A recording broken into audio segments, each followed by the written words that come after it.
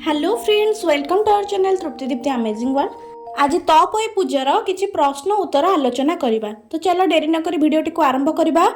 खुदुरकुणी ओसार अन्य कौन कौन नाम रहिछि? भालुकुणी ओसा ओ ढिंकी ओसा ओ तपई ओसा। द्वितीय प्रश्न, खुदुरकुणी ओसा केबे पालन करा जाए?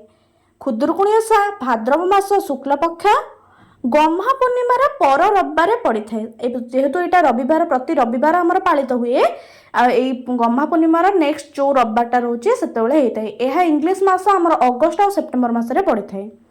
खुदुरकुणी ओसा केउं देव को पूजा करा जाए? माँ मंगला।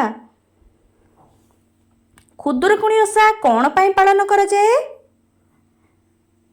भौणी माने भाईंकर शुभ मनसी एही व्रत पालन करती। खुदुरकुणीर अर्थ कौन?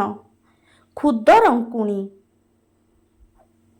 खुदुरकुणी ओसार मुख्य भोग कौन होइथाए? खुद भजा। खुदुरकुणी ओसा केते दिन धरि होइथाए? एक मास। खुदुरकुणी ओसा केउ माने पालन करिथांती? झियो माने। वीडियोटी जदि पसंद आछि वीडियो को लाइक कमेंट शेयर करके भूलिबे नहीं। चैनल को सब्सक्राइब करी पाखरे बेल आइकन प्रेस करने देखिए। Thank you.